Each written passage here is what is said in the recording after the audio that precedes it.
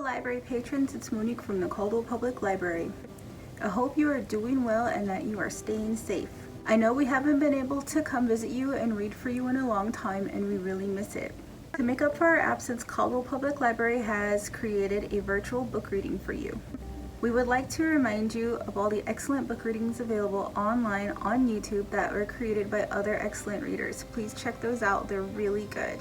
We also have audiobooks that can be checked out at the library for you to enjoy in your home or in your room. Today's reading is a Sherlock Holmes story written by Sir Arthur Conan Doyle called The Red-Headed League. I will be reading this story online in sections, so I hope you enjoy this first installment.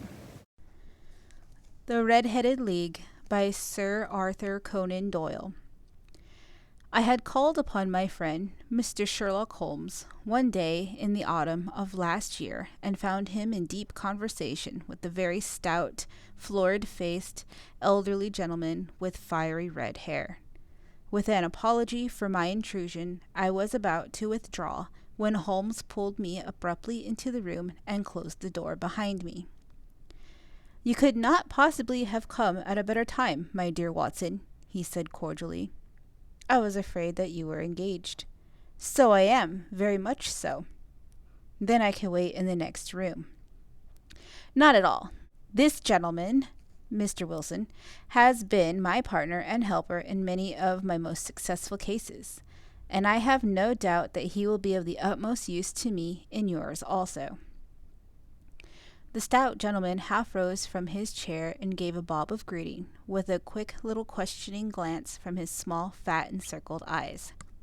"Try the settee," said Holmes, relapsing into his armchair and putting his fingertips together, as was his custom when in judicial moods. "I know, my dear Watson, that you share my love of all that is bizarre and outside the conventions and humdrum routine of everyday life. You have shown your relish for it by the enthusiasm which has prompted you to chronicle and, if you will excuse my saying so, somewhat to embellish so many of my own little adventures. Your cases have indeed been of the greatest interest to me," I observed. "You will remember that I remarked the other day, just before we went into the very simple problem presented by Miss Mary Sutherland, that for strange effects and extraordinary combinations we must go to life itself, which is always far more daring than any effort of the imagination. A proposition which I took the liberty of doubting." "You did, doctor, but none the less you must come round to my view, for otherwise I shall keep on piling fact upon fact on you until your reason breaks down under them and acknowledges me to be right. Now, Mr. Jabez Wilson here has been good enough to call upon me this morning and to begin a narrative which promises to be one of the most singular which I have listened to for some time. You have heard me remark that the strangest and most unique things are very often connected not with the larger but with the smaller crimes, and occasionally, indeed, where there is room for doubt whether any positive crime has been committed. As far as I have heard, it is impossible for me to say whether the present case is an instance of crime or not, but the course of events is certainly among the most singular that I have ever listened to. Perhaps, Mr. Wilson, you would have the great kindness to recommence your narrative. I ask you not merely because my friend Dr. Watson has not heard the opening part, but also because the peculiar nature of the story makes me anxious to have every possible detail from your lips. As a rule, when I have heard some slight indication of the course of events, I am able to guide myself by the thousands of other similar cases which occur to my memory. In the present instance, I am forced to admit that the facts are, to the best of my belief, unique." The portly client puffed out his chest with an appearance of some little pride and pulled a dirty and wrinkled newspaper from the inside pocket of his greatcoat. As he glanced down the advertisement column, with his head thrust forward and the paper flattened out upon his knee, I took a good look at the man and endeavored, after the fashion of my companion, to read the indications which might be presented by his dress or appearance. I did not gain very much, however, by my inspection. Our visitor bore every mark of being an average commonplace British tradesman, obese, pompous, and slow. He wore rather baggy gray shepherd's check trousers, a not over-clean black frock coat, unbuttoned in the front, and a drab waistcoat with a heavy brassy Albert chain, and a square pierced bit of metal dangling down as an ornament. A frayed top hat and a faded brown overcoat with a wrinkled velvet collar lay upon a chair beside him. Altogether, look as I would, there was nothing remarkable about the man save his blazing red head and the expression of extreme chagrin and discontent upon his features. Sherlock Holmes's quick eye took in my occupation, and he shook his head with a smile as he had noticed my questioning glances. Beyond the obvious facts that he has at some time done manual labor, that he takes snuff, that he is a Freemason, that he has been in China, and that he has done a considerable amount of writing lately, I can deduce nothing else.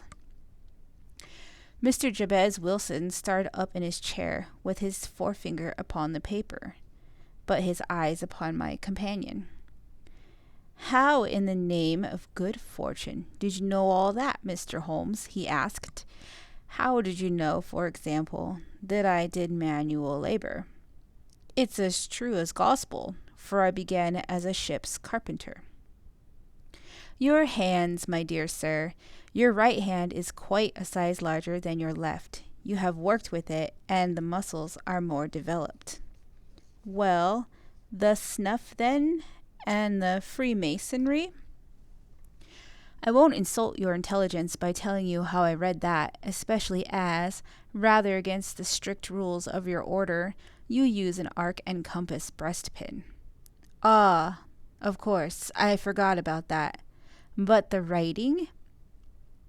"What else can be indicated by that right cuff so very shiny for 5 inches, and the left one with the smooth patch near the elbow where you rest it upon the desk?" "Well, but China?" "The fish that you have tattooed immediately above your right wrist could only have been done in China. I have made a small study of tattoo marks and have even contributed to the literature of the subject. That trick of staining the fish's scales of a delicate pink is quite peculiar to China. When, in addition, I see a Chinese coin hanging from your watch chain, the matter becomes even more simple." Mr. Jabez Wilson laughed heavily. "Well, I never," said he. "I thought at first that you had done something clever, but I see that there was nothing in it after all." "I begin to think, Watson," said Holmes, "that I make a mistake in explaining. Omne ignotum pro magnifico, you know, and my poor little reputation, such as it is, will suffer shipwreck if I am so candid. Can you not find the advertisement, Mr. Wilson?" "Yes, I have got it now," he answered with his thick red finger planted halfway down the column. "Here it is. That is what began it all. You just read it for yourself, sir." I took the paper from him and read as follows: "To the Red-Headed League, on account of the bequest of the late Ezekiah Hopkins of Lebanon, Pennsylvania, USA, there is now another vacancy open which entitles a member of the League to a salary of £4 a week for purely nominal services.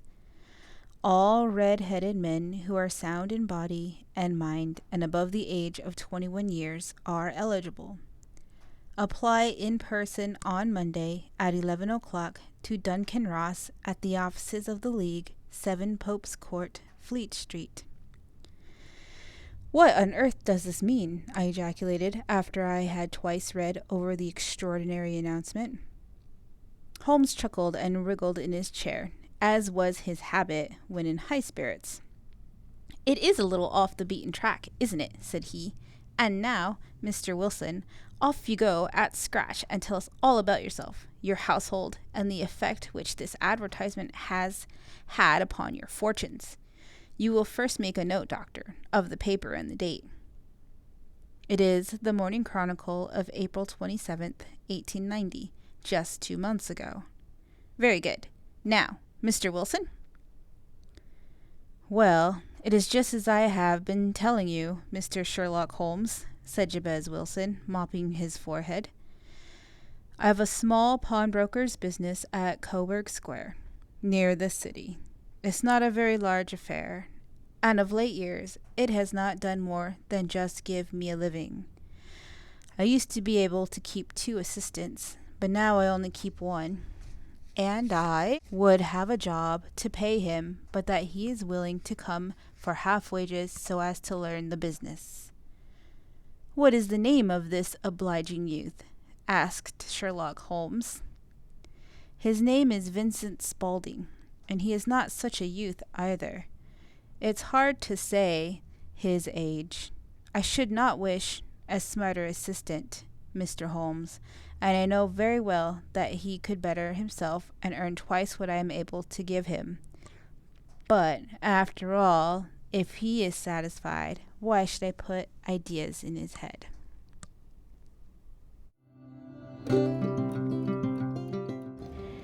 Thank you for listening to our first installment of The Red-Headed League by Sir Arthur Conan Doyle.